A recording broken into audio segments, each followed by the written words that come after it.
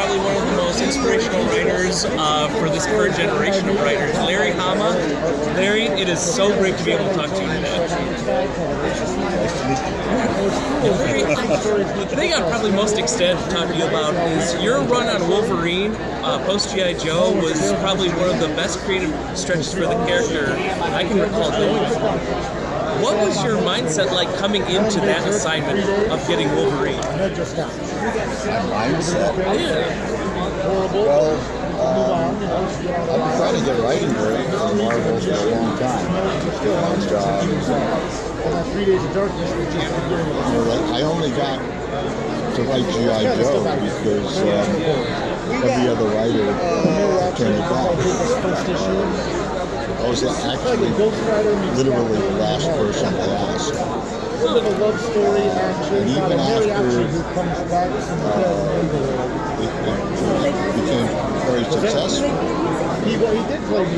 I couldn't get a single editor to give me the writing work because they said that G.I. Joe was just a fluke and they really couldn't write Marvel characters.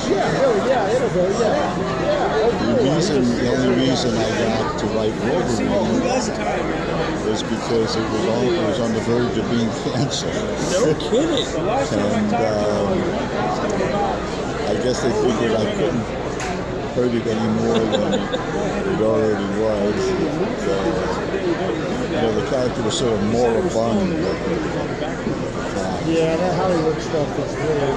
He was just this alcoholic guy living in Michael. Okay. Hey, man. Hey, how are you today? Not even called Wolverine.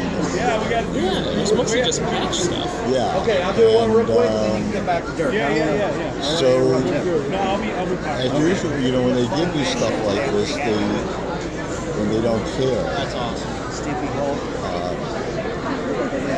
They're not leaning on you. Couldn't even tell who I was standing beside. Well, most people can't. Do it a certain way.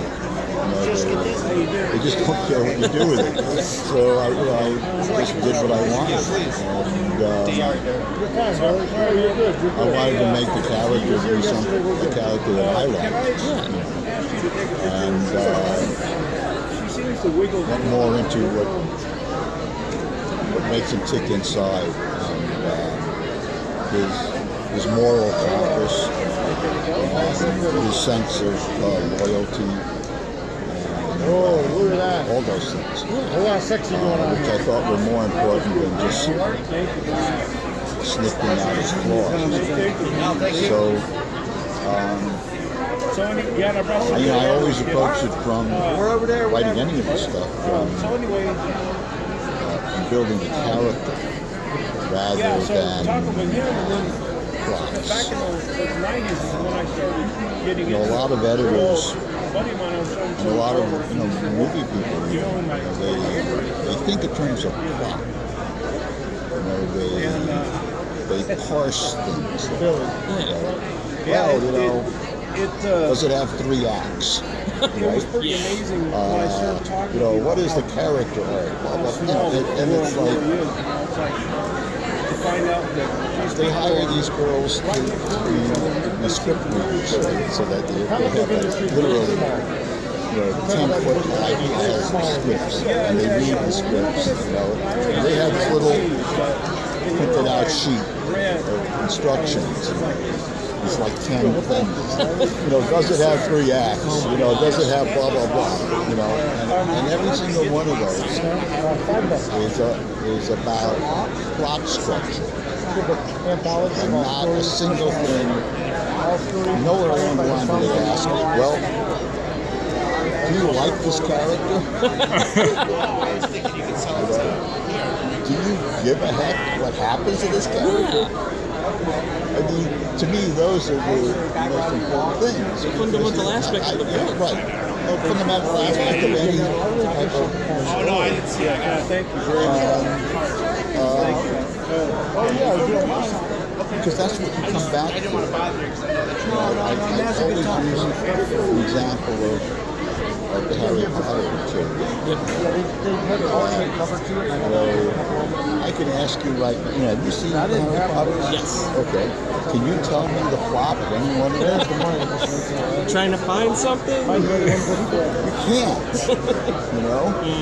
And, but if I said, well, can you write out a character analysis or a psychological analysis of this character, that character, you could. Yeah. You know?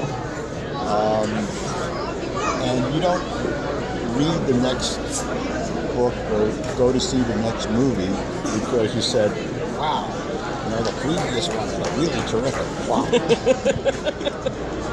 You come back because you like those characters, you're interested in characters, you want to help those characters. And that's the basis of the fantasy. And we're getting back to the original question. It's a little circuitous, no worries. It's a little convoluted, but that's how I felt about Wolverine. Is that I wanted to really ground the reader into what makes it tick and feel for the character. Absolutely. And hopefully it worked. But the thing is, I wrote Wolverine for 8 years, and I still couldn't convince anybody at Marvel to let me write anything else because they would say, well, both G.I. Joe and Wolverine are flukes. Oh my gosh. How many consecutive flukes do you need to get? Well, but going back to J.K. Rowling, after she sold, 87 billion books, right? There is no publisher on the face of the planet that believes that there is a genre for those types of books. Really? Well, go to the bookstore. Yeah. I don't see too many Wizarding School-oriented books. Or, but even vaguely in that category, there's no section. And you're talking about selling more books than 3 other sections combined. Yeah. Right? Am I off the wall? No, you're on the ball. I mean, that's the problem with the mindset of the suits. And it's very difficult to get around that. Now, I can ask you this. The way you wrote, like you said, is very character-driven. Right. And when you're handed something like the Convergence series for DC a couple years ago, you wrote a Batman book and a Wonder Woman book. Right. Did you feel like you had enough time and enough issues to explore the central character? Well, no, because I'm dealing with archetypal characters, and they're already really established. And Thank you. what I was trying to do was do a different stylistic take. So I just am only getting your And show them in a slightly different light than what I've been seeing. I guess I could go back and see and get a little this. You have to have the leeway to do that. Yeah. Sometimes they'll let you do that. Sometimes they just. I wrote Batman a bunch of years ago. For about a year or 2, and I thought, Batman. So this is going to be fun, I could do, because I'd seen, wow, like they let Miller do all this stuff, and they let, David Mazzucchelli and all these guys, they really took it to places. And then the first thing they did was they handed me this loose leaf binder, was that thick, and it was basically everything you couldn't do. No kidding. Well, no, there's no more, expanded Batcave. There's no more bat copter. There was no more bat submarine. There was no more this. No, it was all like all the stuff was gone. And it was like Batman is now a detective. Blah blah blah. It was like, whoa! It was like just reading this binder was really depressing. And I said, well, define the reader. I said, well, I'm doing this for like adults, right? So no, it's still for kids. Really? I was sort of aghast. Suits. Well, this was editorial policy. A lot of this stuff, when I was doing Wolverine, it got back up into the top 3 sellers. And as soon as that happened, they started making these other meetings.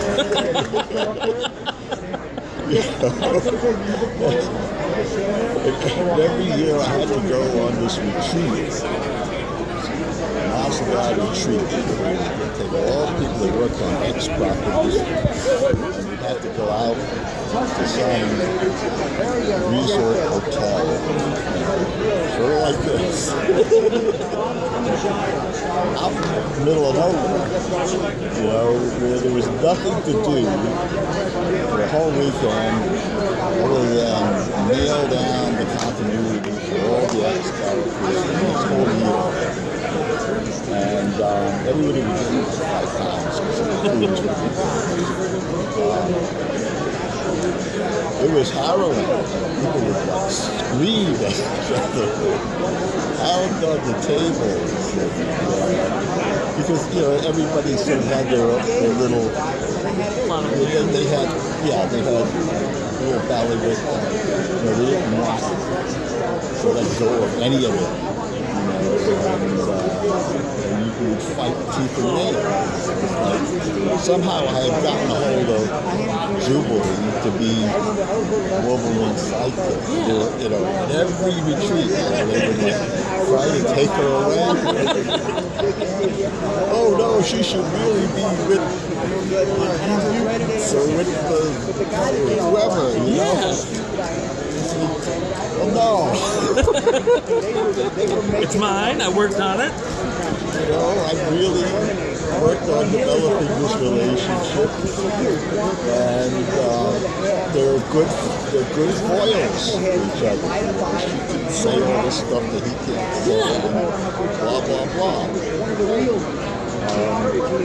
And that's just one little. Everything is like that. Oh my gosh. Everybody was coveting everybody else's little,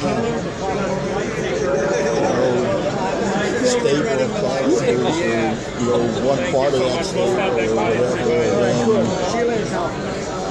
All right, let's do it. Notions would get thrown around that were right. And you'd have half the group, adamantly for it, and the other half adamantly against it. Of course. I fought tooth and nail to not have Wolverine's adamantium sucked out of him. So did a good many other people. They thought it was really silly. And that was the Fatal Attraction storyline? Yeah. A lot of it is when people say, oh, you're right. One camp is saying, well, gotta have the freedom to do these types of stories or whatever, And my feeling is that there's some things that you can do that mess with the essence of the character. How did you feel about the origin book then? That Paul Jenkins did, the Wolverine origin book? I never read it. Really? I haven't read any Wolverine book since I worked on it. I never read any G.I. Joe stuff that I read. Oh, yeah. I never saw any of the cartoons. Really? No, I have no idea. Well, they didn't use Snake Eyes nearly enough in the cartoons, I can say that. Well, people used to come up to me at cons and say, "Knowing is half the battle," and I'd go, "Okay." Knowing what? What are you, nuts?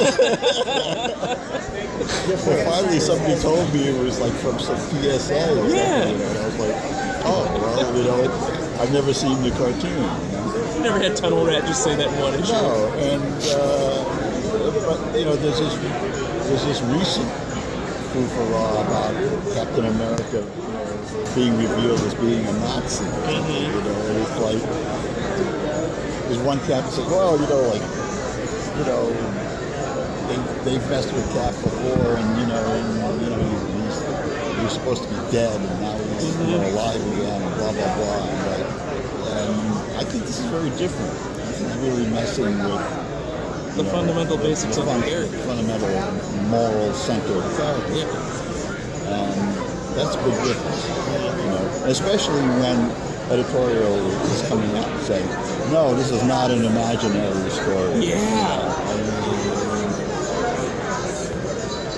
You know, back in the old days, you know, DC Comics used to do imaginary stories, and they would say right on the cover, Elseworlds. an imaginary story. Yeah, like the what ifs. Yeah. Or, you know, Marvel would go, what if? And it was like, you know, right there on the cover, and like, and you could, you know, it was fun. I collected the what if. You know, Yeah. those are fun books. But they told you right up. But if they're going to come out and say, no, this is canon. this is the real thing, you know, and then you know that, you know, a year from now, Gonna be right back to it was normal. an alternative universe, or you know, there was a time slip, you know, or no, that was the clone. You know, the clone thing really worked well before. I thought we learned our lesson with that stuff. Oh my gosh. You know, but you gotta really sort of be desperate to be pulling this stuff out of the That's not a good sign. Mr. Hama, I can't thank you enough for talking to us. Okay. Pleasure. Was it anywhere near as boring as you thought it would be? Not remotely.